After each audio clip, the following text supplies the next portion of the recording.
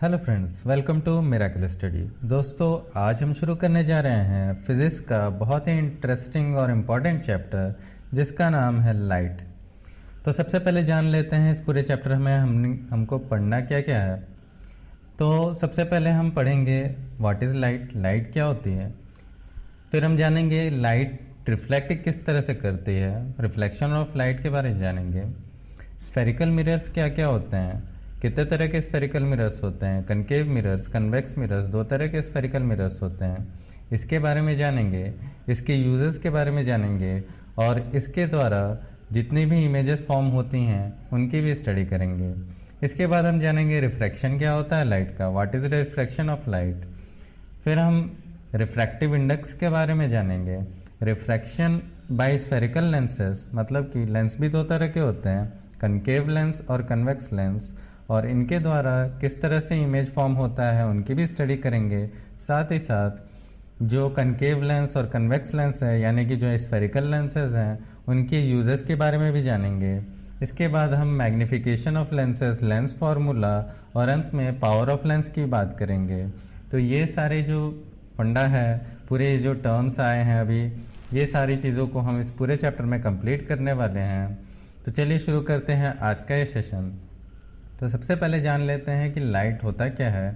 तो in general हम कह सकते हैं कि लाइट क्या है, वो एक ऐसी चीज़ है जिससे कि हम कोई भी वस्तु, कोई भी ऑब्जेक्ट को देख पाते हैं। मतलब light is anything which can make us to see the objects. ठीक। इसके बाद जो लाइट है वो एक फॉर्म ऑफ एनर्जी है, वो एक एनर्जी का प्रकार है, ऊर्जा का प्रकार है। अब जो लाइट है उसको हम इलेक्ट्रोमैग्नेटिक रेडिएशन भी कहा जाता है। इलेक्ट्रोमैग्नेटिक रेडिएशन कहने का मतलब है कि इसमें जो वेव्स का प्रोपोगेशन होता है, वेव्स का जो वाइब्रेशन होता है, वो इलेक्ट्रिक और मैग्नेटिक फील्ड्स के बीच में होता है। और इलेक्ट्रोमैग्नेटिक रेडिएशंस में कई सारे वेव्स आ जाते हैं, जिसमें कि रेडियो वेव्स आ जाते हैं, माइक्रोवेव्स आ जाते हैं, इंफ्रारेड वेव्स आ जाते हैं, विजिबल लाइट आती है, अल्ट्रावायलेट रेज आ जाते हैं, एक्स रेज आ जाते हैं और गामा रेज आते हैं। और ये जितने भी वेव्स मैंने बताए हैं ये पूरा एक सीक्वेंस में बताए हुए हैं। मतलब एक आप कह सकते हैं कि इनका जो ये क्रम मैंने बताया हुआ है ये डिक्रीजिंग ऑर्डर ऑफ वेवलेंथ के अनुसार हमने रखा हुआ है। मतलब सबसे ज़्यादा जो वेवलेंथ होगी वो रेडियो वेव्स की होगी, और उसके बाद धीरे धीरे घटते घटते सबसे कम जो वेवलेंथ होगी वो गामा रेज की होगी। इसमें हम जो देख पाते हैं वो है विजिबल पार्ट, यानी कि जो विजिबल लाइट है ये बीच में, इसका जो रेंज होता है विजिबल लाइट का, विजिबल रेंज, उसको हम 400 से 700 नैनोमीटर अप्रॉक्सीमेट रखते हैं। और इसको रिमेंबर करने की ज़रूरत है, याद रखने की ज़रूरत है, क्योंकि ये विजिबल रेंज कभी कभी एक नंबर में पूछ लेता है।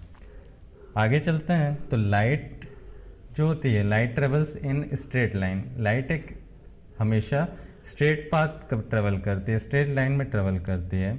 इसका प्रूफ हम इस तरह से देख सकते हैं कि अगर कोई लाइट किसी ऑब्जेक्ट के सामने पड़ती है, मान लेते हैं कि हम वो ऑब्जेक्ट हैं, एक ह्यूमन, एक बॉडी के सामने कोई लाइट पड़ रही है, तो वो लाइट जो होती है उस बॉडी के अगल बगल से होते हुए तो निकल जाती है, लेकिन जो जितनी भी बॉडी होती है उसके पीछे जो शैडो बनता है वहाँ पे ये पता चल जाता है कि वहाँ लाइट नहीं पहुँच रही है। मतलब जो शैडो पोर्शन है वो इसलिए बन पाता है क्योंकि जो रिफ्लेक्शन हो रहा है हमारी बॉडी के द्वारा लाइट का, वो पूरा वो हमारे पीछे नहीं पहुँच पा रहा है, इसलिए वहाँ पे डार्क पोर्शन हो जाता है और वहाँ लाइट नहीं पहुँच पाती। अगर ऐसा होता है कि लाइट किसी भी डायरेक्शन से मूव कर रही होती या स्ट्रेट लाइन में ट्रेवल नहीं कर रही होती, तो क्या होता कि जो शैडो हमारा था वो बन नहीं पाता। क्लियर हो रही बात कि मतलब स्ट्रेट लाइन में ट्रेवल कर रहा है, इसीलिए हमारी शैडो भी बन पाती है। आगे चलते हैं।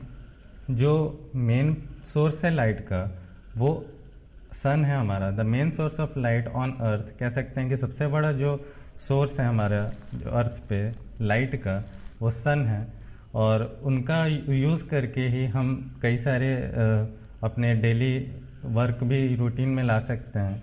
और ये माना जाता है कि एक ऐसा लाइट का सोर्स है जो कि सालों साल तक, हज़ारों लाखों वर्षों तक ख़त्म नहीं होगा, इसलिए हम फोटोवोल्टाइक सेल्स या सोलर सेल्स पे ज़्यादा जोर दे रहे हैं आजकल, जिससे कि हम डायरेक्ट सोलर एनर्जी से इलेक्ट्रिकल एनर्जी में कन्वर्ट करके अपनी इलेक्ट्रिसिटी का यूज़ कर पा रहे हैं।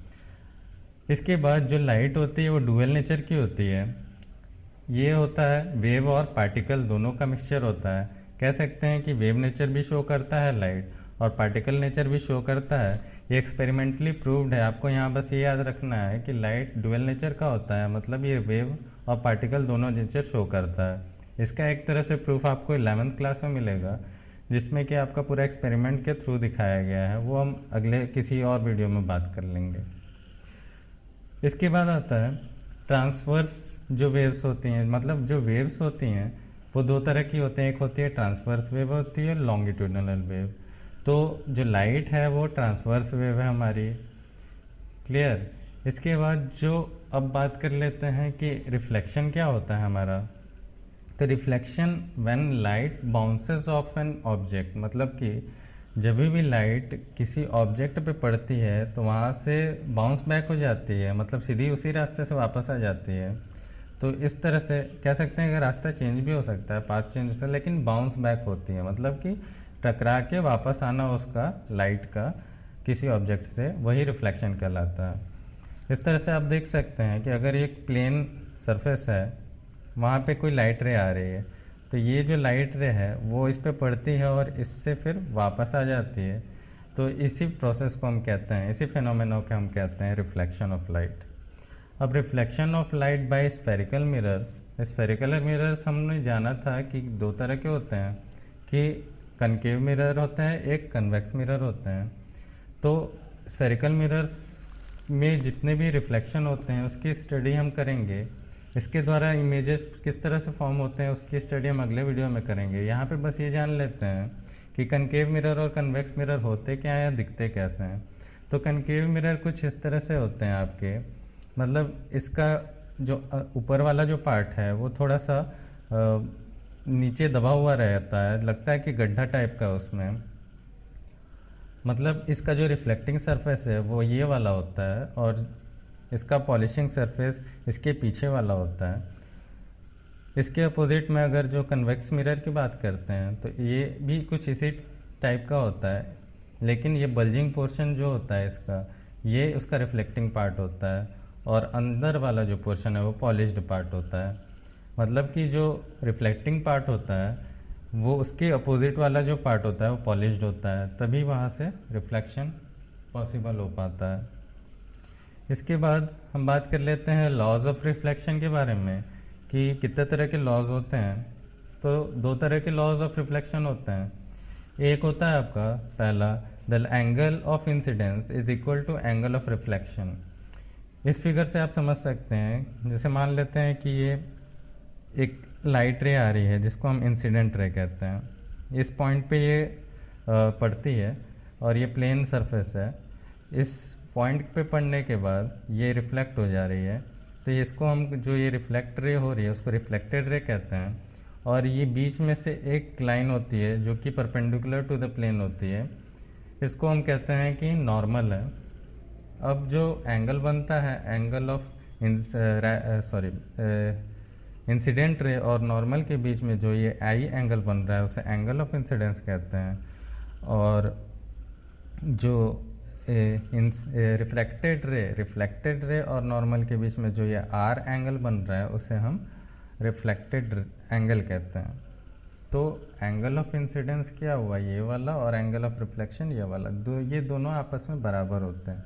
और ये किसी भी सरफेस के लिए वैलिड होते हैं, मतलब इरेगुलर सरफेस हो, मुड़ा हुआ सरफेस हो, कनकेव सरफेस हो, कन्वेक्स सरफेस हो, कैसा भी सरफेस हो, ये लॉ ऑफ रिफ्लेक्शन हर सरफेस के लिए वैलिड होता है। मतलब एंगल ऑफ इंसिडेंस हमेशा एंगल ऑफ रिफ्लेक्शन के इक्वल ही रहेगा। सेकेंड लॉ क्या कहता है कि the incident ray the normal to the mirror at the point of incidence and the reflected ray all lie on the same plane.